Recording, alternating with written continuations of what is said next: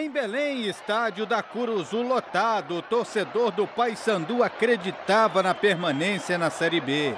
E aos 15 minutos, se encheu de esperança com esse gol de Mike, 1-0 para o Papão. Mas a alegria durou só 10 minutos. Moraes foi cruzar a bola, que desviou e foi para o gol. Empate do Atlético, 1-1.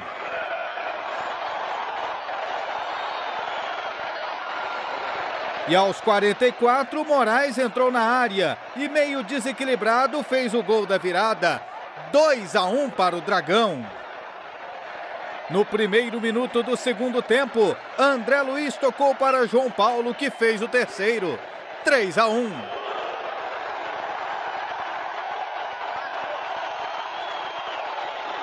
Jogada com Mike, cruzamento para a área.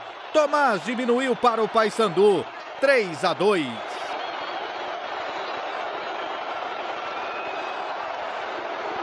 Cruzamento na área. André Luiz fez o quarto gol do Atlético. 4-2. Aos 48, João Paulo lançou Júlio César, que avançou e tocou no canto. Resultado final: Atlético 5, Paysandu rebaixado 2. Pedindo desculpa para essa instituição, pedir desculpa para essa torcida maravilhosa que tem o Paysandu e que hoje, na verdade, nós somos incompetentes. Então, não tem como. Equipe totalmente desequilibrada dentro de campo. Em nenhum momento, mesmo quando fez o gol, o primeiro gol, não acreditava. Parece que nós entramos sabendo que o revés ia acontecer. A estratégia foi muito bem executada, de você atrair o adversário, achar que o adversário está propondo o jogo e a gente contra-atacar, e eu acho que nós fomos cirúrgicos nisso. O balanço defensivo foi muito bem feito, dobra de marcação, as diagonais, fechando linha de passe, então eu estou muito satisfeito com o último jogo do nosso time. Vamos falar do Atlético então? Evandro Gomes, Doni Araújo, José Roberto Silva. O Atlético que termina a Série B na 6ª colocação com 59 pontos. Com esses 5 gols aí, o Atlético chegou a 57, termina como o melhor ataque da Série B 2018. Sofreu 51 gols, em compensação tem a 2ª pior defesa, atrás do Paysandu, que tomou 53 gols. Agora que deve estar doendo na torcida do Atlético, são aqueles 2 resultados contra Juventude e Sampaio Corrêa. Em casa. Em casa, Scioli, onde todo mundo falava aqui, bateu aqui, o Atlético vai e ganha, e não foi bem assim. Você imagina, se tivesse uma vitória contra um dos dois, estava classificado. O Atlético teve uma reação espetacular. Eu acho que essa vitória contra o Paysandu era previsível, porque no dia que aquele Diego Ivo deu uma entrevista lá em Belém, que a gente rodou aqui, ele falou da empolgação que dava o Paysandu para ganhar esse jogo, falou que nós vamos soltar os laterais, tudo. Eu falei, com a velocidade que tem o ataque do Atlético, eles vão tomar gol. E tomaram 5, né? Então o Atlético fez um trabalho muito bom. Eu acho que a vitória vem a consolidar a condição do Wagner Lopes como treinador, pelo menos até o Campeonato Goiano. Não creio que vai mexer em técnico do Atlético por enquanto. E o Atlético esteve, Doni, 7 vezes no G4. Sempre esteve ali próximo também. A campanha do Atlético não foi ruim, né, André? Assim, se a gente for analisar esse tipo de coisa, especialmente por esses problemas de desequilíbrio que o time sempre teve. Uma defesa fraca e um ataque poderoso. Mas, assim, ele não conseguiu em momento algum se equilibrar. Foram raros os jogos em que o Atlético não tomou muitos gols e que o ataque não fez muitos gols. Se talvez tivesse conseguido resolver esse problema, certamente teria uma campanha melhor ainda. Mas é aquela campanha boa que, no tipo de campeonato que é o da Série B, não deixa gosto bom na boca, né? Porque não subiu, não adiantou. Como disse o Evandro, vai lamentar jogos que perdeu em casa. Você vai ter que lamentar alguma coisa, né? Esse jogo, particularmente, aconteceu isso mesmo. O Paysandu, no segundo tempo, principalmente, foi tentar fazer as coisas e o Atlético aproveitou do contra-ataque. Eu acredito que dá para o Atlético aproveitar muita coisa visando a temporada do ano que vem. E, em geral, o Atlético tem um histórico nesse século, né, depois desse ressurgimento do Atlético, de manter base. E mantendo essa base, ele obteve muito êxito. Saiu da Série B do campeonato, divisão de acesso, né, que eles gostam de chamar aqui, até ser campeão da primeira divisão. Tudo bem, não foi imediatamente, mas no ano seguinte conquistou o título e chegou à Série A do Brasileiro com base.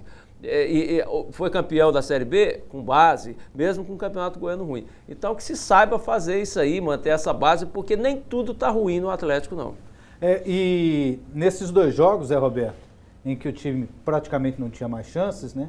Aí resolveram dar uma oportunidade para esse menino Moraes, né?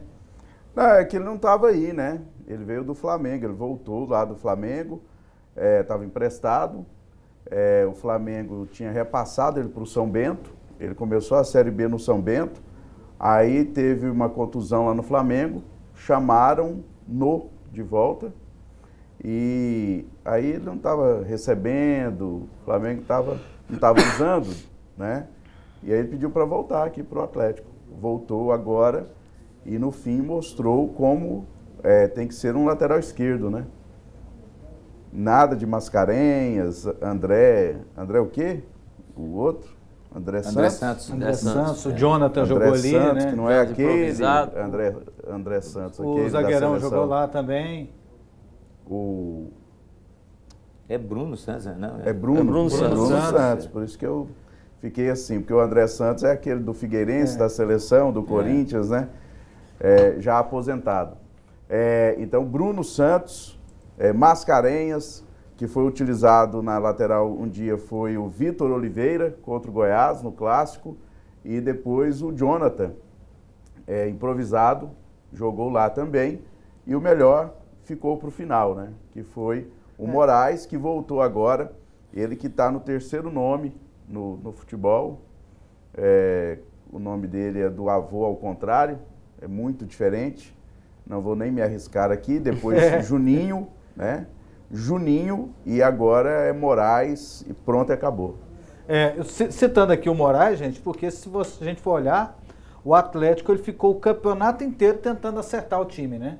Tentando acertar goleiro, tentando acertar uma dupla de zaga, tentando acertar a parte de trás do time. Tentando acertar os volantes, o parceiro do Pedro Bambu. Primeiro não tinha o Pedro Bambu. Primeiro não tinha. Depois arrumou o Pedro Bambu. Aí ficava Fernandes, Rômulo. Ficou tentando acertar o meia. Teve um dia que jogou... Nossa, aquele dia foi terrível. Jogou aquele preguiçoso, Thomas Bastos. Thomas Bastos. Botaram o Thomas Bastos com aquela vontade de jantar. Tem uma vontade de fazer uma janta, André. Aqui tem uma vontade, Dona, aquilo para fazer uma janta. Chega cedo, arruma tudo ali, faz... Meu Deus, que preguiça. Aquele rapaz é um desperdício.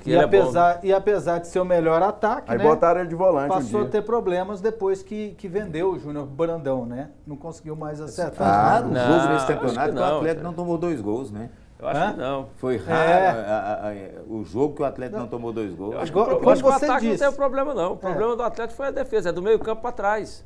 O problema do Atlético, eu acho que você está certo na análise, ele passou o campeonato inteiro tentando ajustar a parte dos volantes de defesa. Dos volantes para frente, estava tudo ok. Os volantes ele resolveu um problema um pouquinho quando o Bambu chegou.